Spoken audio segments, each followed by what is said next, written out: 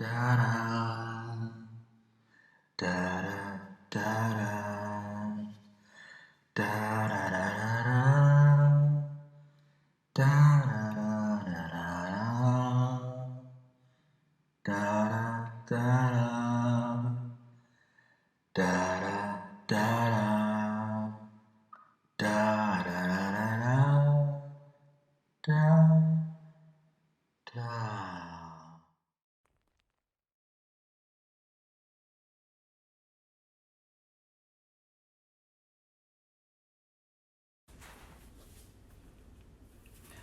bad day can kill you. That's why being nice can be one of the best things you can do in life. You never know how an act of kindness can affect someone and change their life. Maybe even save it. Brandon was a nice enough guy. Maybe even a complete pushover depending on who you asked. So, 26 years old, in a loft apartment in the state with summers too hot to warrant leaving air conditioning, and winters that northern folks would consider to be a joke. He stood in front of his bathroom mirror, hopelessness in his eyes, and defeat in his posture. He tried Tinder, Bumble, something with a bear, and something else with a little anime girl that had a paid subscription that made him regret not getting another case of ramen from the grocer. He'd have a few half-hearted conversations and eventually expand his search area beyond what anyone would be willing to try before deleting the app and spiraling into another depression. He wasn't always like this. Manic and anxious, awkward at conversations and craving companionship. But at some point after graduating college and getting a standard 9-to-5, giving him the adequate level of comfort one could wish for in their mid-20s, he'd begun to feel a bit empty. Maybe it was the massive wall of Blu-rays that made him yearn for someone to recite dialogue with or share inside jokes. Or maybe it was a dusty collection of vinyls he collected and lost the ear and enthusiasm for when he'd find himself wishing he had someone to discuss the lyrics with at 4 a.m. Whatever it was, he was lonely, and it was eating away at him, like termites against the worn and wooden structures of the emotional bearings that supported his heart. He looked down at his phone to see the text message with the picture attached showing him where he would be meeting the intern that left the note in his locker, along with the intrusive but honest phrasing that spawned the week-long courtship that led up to this night. Are you lonely? So am I. Kick me. Spiders living inside. Liv was spelled L-I-V, which was the abbreviation of her name, Olivia. He found that out after downloading the app he'd never heard of before to message her as he was the first woman to approach him since his ex over 3 years ago. Somehow he felt cursed by her final words to him. You're a miserable fucking bastard, and I can't stand to look at you and constantly see what's wrong with me. No one can live with that. For 3 years, those words echoed in his mind. Each lonely night, he wondered if maybe it was some misplaced sense of self-righteousness that brought about the state of misery. What he existed in now was a new normal. Everyone cheats, right? Who was he to think he was any different from anyone else that he wouldn't be cheated on? Who was he not to forgive her for doing something that everyone else does? Especially when it was probably his fault anyway.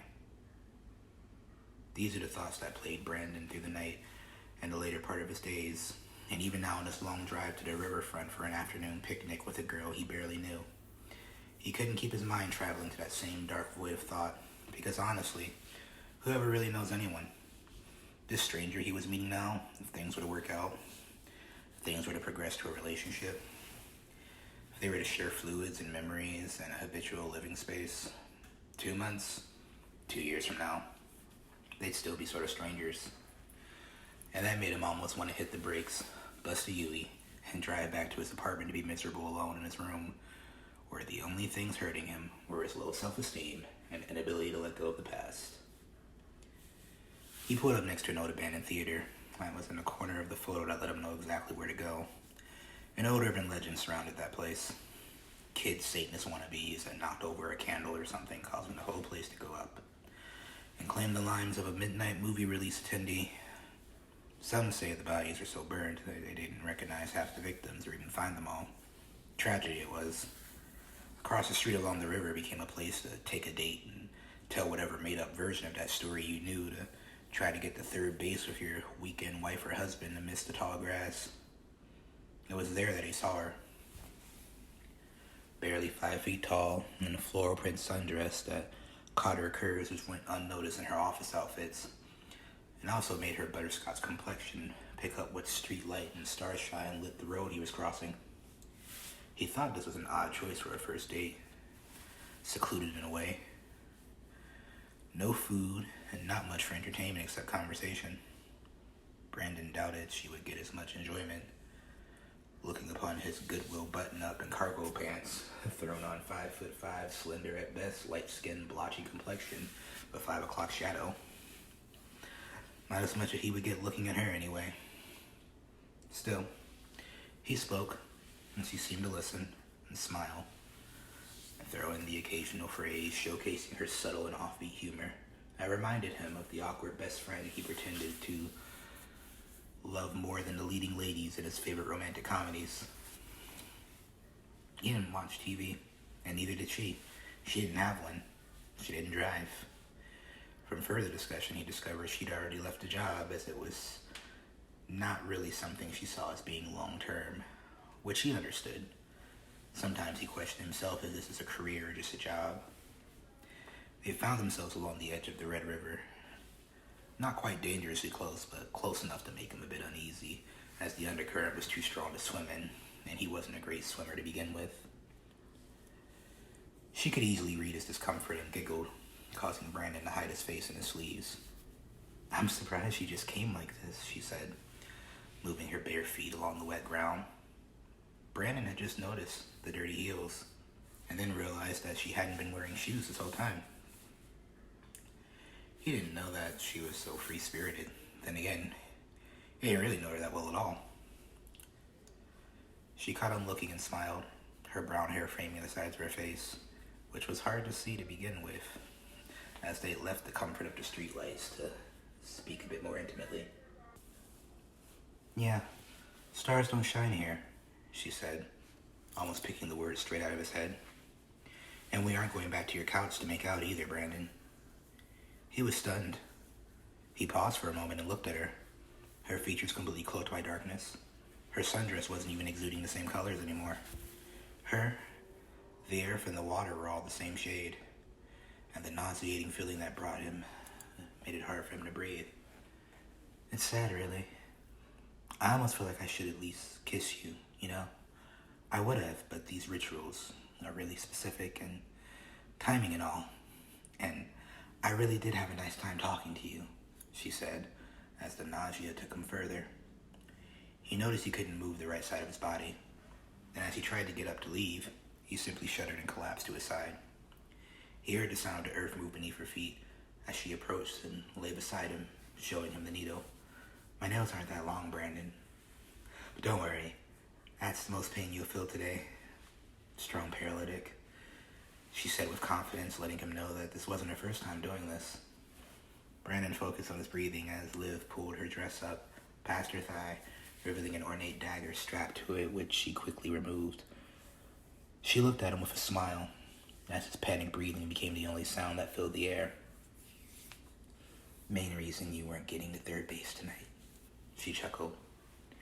Tears welled up in Brandon's eyes. For a moment, her face softened as she brushed some of his hair out of his face. "I do like you, Brandon. I really do. It's just the guy from last week didn't work out, and I'm low on time, so..." Her eyes were dark, and for a moment they shone with a bright light that was almost radiant, and then that light faded. Liv could read his thoughts, but couldn't move fast enough as Brandon put out the fountain pen from his left pocket, and with what strength he had, jammed it into the side of her neck. Her body fell next to his, and he watched the rest of her life fade from her eyes.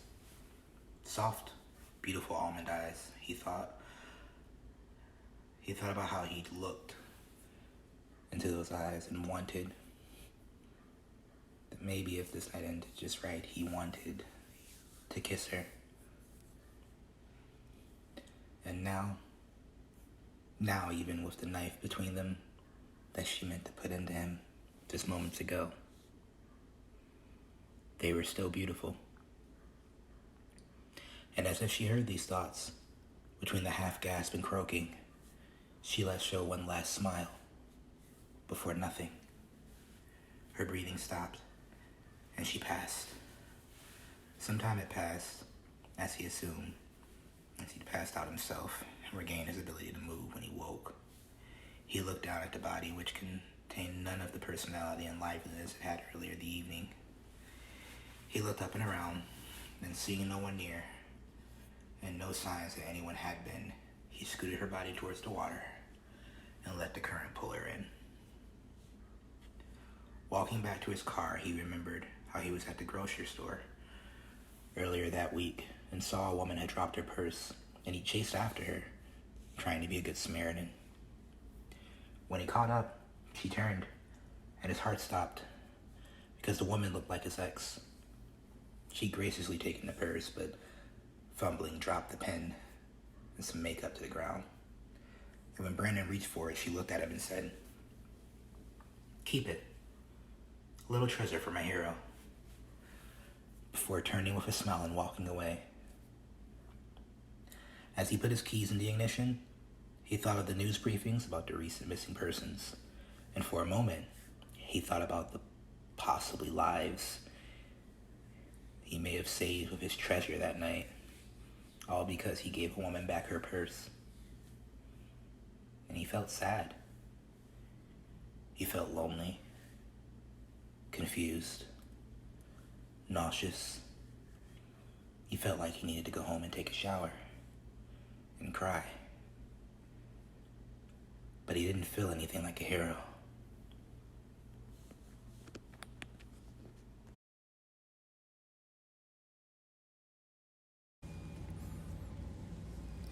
Thank you for tuning in to another episode of D.O. Holmes Presents. If you'd like to see more content from me, remember to like and subscribe. There's a list of my social media below, and you could always donate me a coffee. Otherwise, tune in next week for another episode of D.O. Holmes Presents. Thank you.